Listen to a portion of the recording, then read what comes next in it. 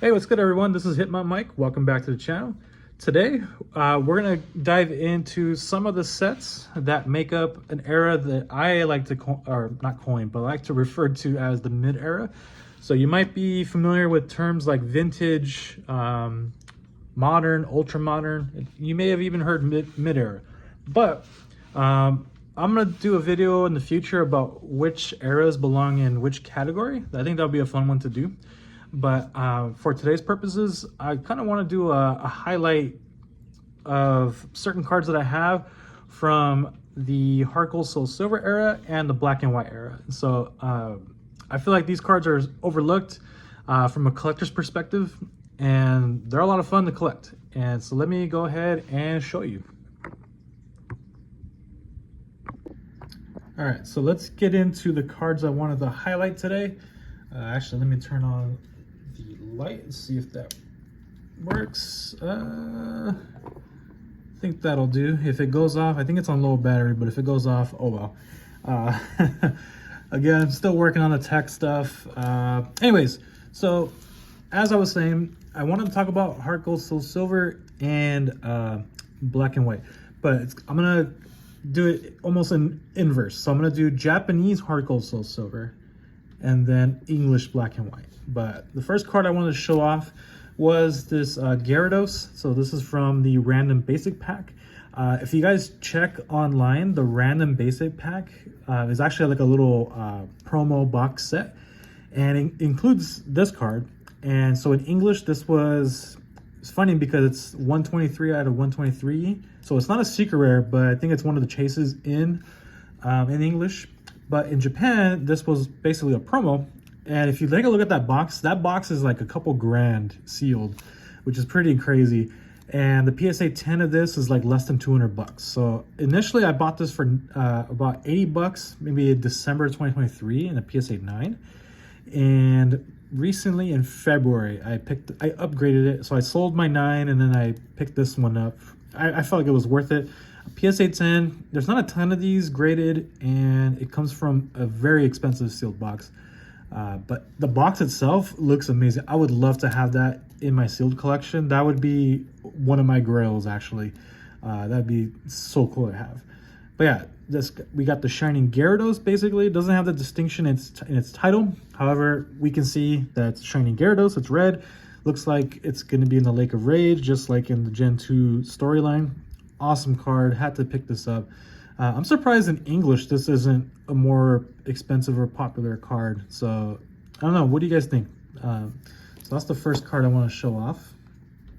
And then the next three, I want to kind of fill you guys in on a little story. So look, I got a PSA 9 Meganium Prime. I have the Typhlosion Prime in a 9, and you guessed it, I have the Feraligatr.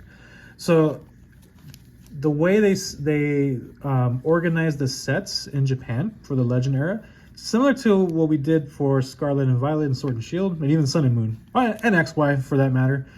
They usually do the base set in two separate sets. So for us, it was Heartgold Soulsilver base in English. In Japan, they had a Soulsilver box that featured Lugia on the artwork, and then Heartgold collection, which had Ho-Ho.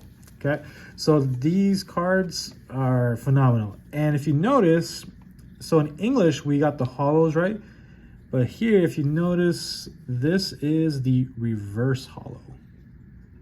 Got the reverse foil, as you can see on the PSA label. My challenge for you guys that are watching, I would like for you guys to find any Japanese Prime card in mint condition raw. And if you do, it's like finding a needle in a haystack. And when you do, it's also super expensive. And so my thinking was, I picked the Meganium up in auction on Fanatics for like 25 bucks back in November, I want to say. I got this Typhlosion in September 2023 through Z&G auctions for 30 bucks. And then I bought this on eBay for about, with shipping, about 80 bucks. So I'm pretty much in for like 150 bucks for the three of them. And you can't find these raw. The reverse holos are pretty scarce. they only were reverse hollow in Japanese. All the other languages in this era just had the hollow primes. So cool story there. Moving on, I do have the regular hollows are a little easier to find, but I have them in PSA 10. I also have the Feraligatr. And I just want to let you guys know, I'm going to leave some space here so I can put it.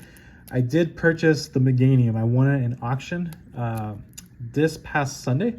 So super excited about that. So I'll try to edit that to be on the right side. But I do have the Meganium coming. Should be here by Friday. And it'll complete the trio of the hollow primes. And so, as I mentioned too, you're probably wondering what the heck is the next slab behind it if it's not Meganium. I do have the reverse hollow of the Feraligatr in a PSA 10. Got this for about 200 bucks. And if you look online on eBay, all the listings are like over $300 or even more. And I got this on a really good deal. The seller, he gave me an offer. I gave him a counter offer and he accepted it. So got this from Australia and I am thrilled. I am a huge Feraligatr collector, and just having a PSA 10 of something that's pretty scarce, in my opinion, is I'm excited. So I got the reverse hollow 9, reverse hollow 10, and then the regular 10 of the Feraligatr. So as you can see, I'm clearly a Feraligatr fan. So let me just organize this. Yeah. When I picked this up, when it came in the mail last month, I was just over the moon. It's really hard to come by in mint condition raw. So getting these for reasonable prices, in my opinion, steal. So those will be in my collection for the long haul. So the next type of cards from the Legend era are the Legend cards. So as you can see, it takes 2 cards to make 1 artwork. And unfortunately, so I bought these raw. It's very hard to find raw now, but back in 2022, I was able to find these pretty minty, and I graded this myself. So got a nice little swirl over here. I'm not a huge swirl fan, but they do look pretty cool. I'm just not sure if I would pay a premium. But of course, as a seller, if I was to sell this eventually, yeah, give me that swirl premium, right? But yeah, look at how beautiful this card artwork is. I know, like, alternate arts are quite the rage right now, but I mean, these are early versions of alternate art cards, in my opinion. These are so sick. So I got the 10 on top, but the bottom I got a 9. I'm debating on whether or not I should sell the 9 and try to pick up just the bottom piece in the 10. I'm not a big sequential fan, or I mean, I don't think it's a requirement for me, but part of me is kind of like, does it take away from the appeal? This is for my collection. I think I'm going to do it. I'm going to sell this 9 and pick up the 10 because that would be pretty cool to have matching 10s. But so that's the first one that I have. I have another pair which I bought and graded myself. Actually, the next pair as well. I bought it raw and graded it myself. And that is the Ho-Ho. So I got the 10 for both, fortunately. Really love that Ho-Ho is getting its time in the sun, no pun intended, in Heat Wave Arena. So that's pretty cool. Eventually I'll get it, but I mean, modern prices, man, damn. I know they're awesome, but man, they're so plentiful. I'm not sure if they should be that expensive, but I'm gonna wait a little bit for the Ho-Ho to drop. But in the meantime, I'm gonna admire this. Got the double 10 here. Beautiful artwork. I mean, this era is so sick. It's crazy. We only got 1 year of it because it was the remake for the video game, right? And then I got the Raikou and Suicune. So it should be about right here. My only wish for PSA would be to, like, for cards like this, if they could just make it one bigger slab to be able to put both, like, right on top. So it can be one slab instead of 2. But what do I know? So there is, yeah, I got the 10 on top and the bottom 9. I still got to get the Suicune Entei and the Raikou and Entei. That got it to complete the legendary beast trio. So take a look at that. I'm not sure if this one has any swirls. No, But beautiful artwork. I mean, I love the way how fierce Raikou looks. It's pretty incredible. And then lastly, I want to talk about the black and white era. I don't have a ton, but this is the era where we finally start to get full art cards, at least in English. And I do have the complete set, well, not complete set, well, technically, yeah. From Dark Explorers, I was able to pick up all of them in a 9. The full arts from that particular set. So we got the Entei. This is really cool. I got these really cheap, and I think over the past couple of years, they've kind of gone up in value. I think the most expensive one is the Kyogre and the Groudon. I think Darkrai sold recently for a lot too.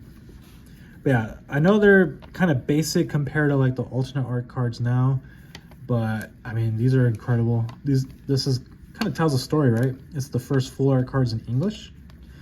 So the actual first ones are the Zekrom and Reshiram, the legit all black, all white cards. That's on my list to get to, at least in the 9.